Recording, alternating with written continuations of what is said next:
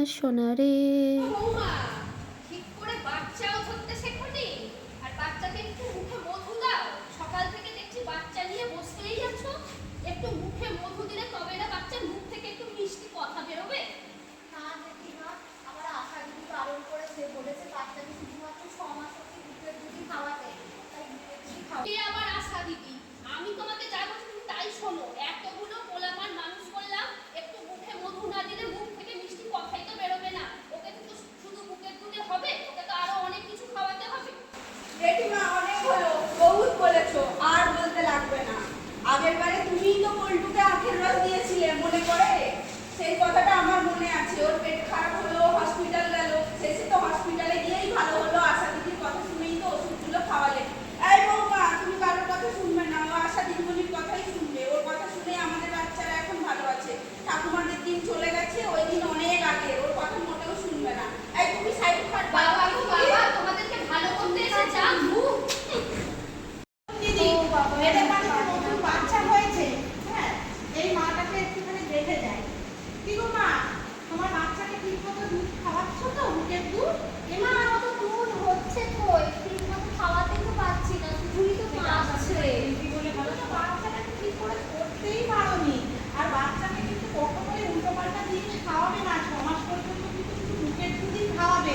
এই বাইরে দেখলাম কিসের ঝগড়া হচ্ছিল, কি বলছিল গো তোমাকে? জেঠিমা বললেন, আমার জেঠিমা শাশুড়ি বললেন ওকে একটু মুখে একটু মধু, অন্য আখের রস এইসব দিতে। আমি বললাম যে না, আশা দিদি বলে গেছে অন্য কিছু না খাওয়া। কিন্তু দিদি আমার তো মুখে দুধই হচ্ছে না, আমার বাচ্চা তাহলে পেট ভরবে কি করে? না না, তুমি বাচ্চাকে খবরদার অন্য কোনো জিনিস খাওয়াবে না, তুমি বাচ্চাকে মুখের দুধই খাবে। তুমি জানো তো, বাচ্চা যত মুখের দুধ খাবে তোমার তত বেশি মুখের দুধ তৈরি হবে। আর 6 মাস পর্যন্ত বাচ্চা কিন্তু মুখের দুধই শুধু খেতে হয়, সেখান থেকেই বাচ্চা যা পুষ্টি পাওয়া সেটা পায়। আর তোমার মুখের দুধই বাচ্চার জন্য যথেষ্ট। এতে কিন্তু শুধুমাত্র বাচ্চার খিদে মেটে সেরকম নয়, বাচ্চার কিন্তু এতে পুষ্টিও হয়, বাচ্চা বড়ও হয় তাড়াতাড়ি, বাচ্চার ভালো বুদ্ধিও হবে।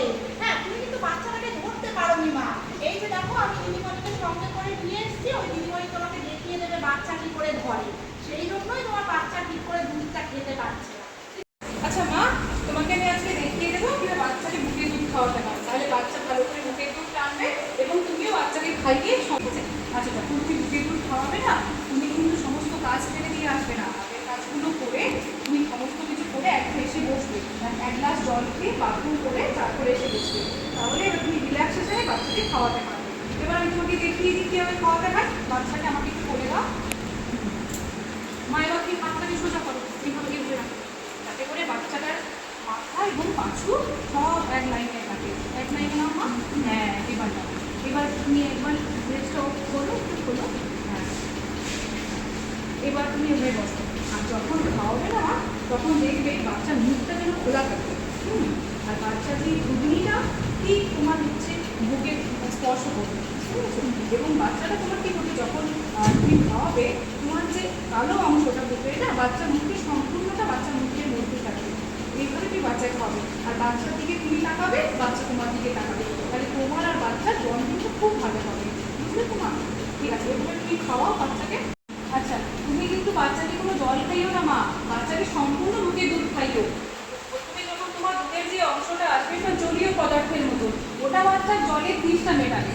আর তারপরে যে বাচ্চার ঘন ঘন দুধ বেরোবে না মা, সেটা বাচ্চা তোমার পুষ্টির বিকাশে এবং পুষ্টিতে তোমার সাহায্য করবে। তাই একটা বুকে সম্পূর্ণ খাওয়াতে হবে, তারপর আরেকটাই যেতে হবে। তাহলে বাচ্চার তৃষ্ণা এবং পুষ্টি দুটোই মিটবে, বুঝতে পারলে না? তোমার বাচ্চা বুকের দুধ খাওয়ালে বাচ্চা যেরকম উপকারিতা কিছু হয় না মা, সেরকম হচ্ছে মায়েরও কিছু উপকারিতা হয়। মায়ের ক্ষেত্রে কি জানো তো, মায়ের যে ওজন মায়ের কমে যাবে। বাচ্চা বুকের দুধ খাওয়ালে অতিরিক্ত যে প্রেগনেন্সির সময় ওজন বেড়েছিল ওটা কমে যাবে। তাছাড়া মায়ের বুকের যে ক্যান্সার হয়, সেই ক্যান্সারের ঝুঁকি অনেক কমে যাবে। মা বাচ্চার মধ্যে বন্ডিং তৈরি হবে, এগুলো হবে। এছাড়া বাচ্চার তো সমস্ত কী কী হবে সেগুলো তো আমাদের আশা দিদি তোমাকে বললোই। বাচ্চার বিকাশ ভালো হবে, বুদ্ধির বিকাশ এবং শারীরিক বিকাশ সমস্ত বাচ্চার ভালো হবে। রোগ প্রতিরোধ করার ক্ষমতা, বাচ্চার রোগ প্রতিরোধ করার ক্ষমতা খুবই হবে, ভালো হবে। এবং সর্দি, কাশি, ডায়রিয়া, এগুলোতে যে বাচ্চা বারবার করে মনে হয় হাসপাতালে যেতে হয়, ডাক্তারবাবুর কাছে যেতে হয়, এগুলো আর যেতে হবে না। এগুলোর এত সুন্দর উপকারিতা রয়েছে। এবং দুধের দুধ যে বাচ্চা খাওয়াবে না, বারবার বাচ্চাকে গরম করে ঠান্ডা করে খাওয়াতে লাগবে। তাতে তোমার টাকা পয়সার সাশ্রয়ও হবে, বুঝতে পারলে মা? এই সমস্তগুলো করবে। কিন্তু দিদিমণি, আপনি তো বললেন যে বাচ্চা এটাতেই মানে পেট ভরে যাবে, কিন্তু বাচ্চার যে পেট ভরছে আমি কী করে বুঝবো বাচ্চার যে হ্যাঁ তাই তো, একদম তুমি ঠিক কথা বলেছো। তুমি কিভাবে বুঝবে বলো তো? দেখবে বাচ্চা কিন্তু তোমার যখনই পেট ভরে যাবে না, বাচ্চা ঘুমিয়ে পড়বে এবং তোমার বাচ্চার পেচ্ছাপ আর পায়খানাটা তোমাকে লক্ষ্য রাখতে হবে। দিনে বাচ্চা মিনিমাম 6 বার পেচ্ছাপ করবে, মিনিমাম কিন্তু, হ্যাঁ, আর 1 বার 2 বার করে পায়খানা করবে, হ্যাঁ। এবং এটাতেই তুমি বুঝতে পারবে বাচ্চা সম্পূর্ণভাবে তোমার বুকের দুধে সন্তুষ্ট হয়েছে এবং পুষ্টি পেয়েছে। মা, আমরা কিন্তু প্রত্যেকদিন এসে এসে দেখে যাবো যে তুমি বাচ্চাকে ওই দিদিমণি যেরকম দেখালো সেরকম ভাবে বুকের দুধটা খাওয়াচ্ছ কিনা, ঠিক আছে? আর কারোর কোনো কথা শুনবে না। বাচ্চার যদি কোনো অসুবিধা হয়, তোমার যদি কোনো অসুবিধা হয়, তোমরা কিন্তু আমাকে বলবে, ঠিক আছে? তাহলে ভালো থাকো।